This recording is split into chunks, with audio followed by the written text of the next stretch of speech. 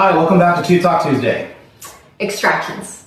We know they can sound scary, but sometimes they're recommended, and they're actually part of a carefully designed smile plan in our office.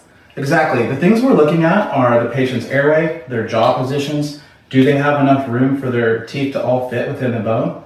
And then sometimes we can even expand to make room with something like a palatal expander. Yeah. What's like a good metaphor we can use about extractions? I like to use the parking lot analogy. So we've got a parking lot, it's full of cars.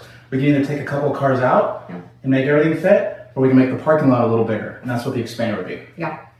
Not a one-stop shop. Sometimes, and especially back in the old days, you go to an office and almost like every treatment plan was the same. We're going to extract, or we're not going to extract at all. And that's just it's not one size fits all. That's right. So some people label themselves as I'm an extraction orthodontist or I'm a non-extraction orthodontist.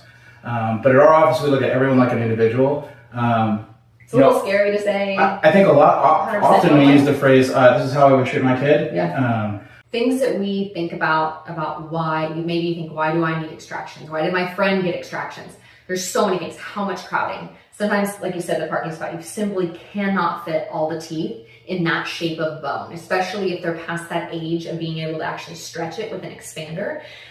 We have to keep the teeth in a bone. It's like our bone is our house. And if the bone or the teeth get pushed out of that bony housing, that's not good for anybody, cosmetically or functionally. We highly encourage you, whether it's our office, another office, to always ask questions. If you're not sure, you're not being explained well, why are teeth being recommended to come out, ask. Like, I love explaining this. I want my patients, and we want our patients to feel extremely educated and comfortable with the decision that we're making. And we're going to do multiple evaluations. If we think the patient might need extractions, we call that like a borderline extraction case. We spend extra time looking at that case to make sure we're doing some math and doing some of the calculations with our 3D imagery to see if those things are going to fit. Sometimes we'll even go in and do a setup, and we can send that to you and kind of show you what your teeth would look like after the teeth come out.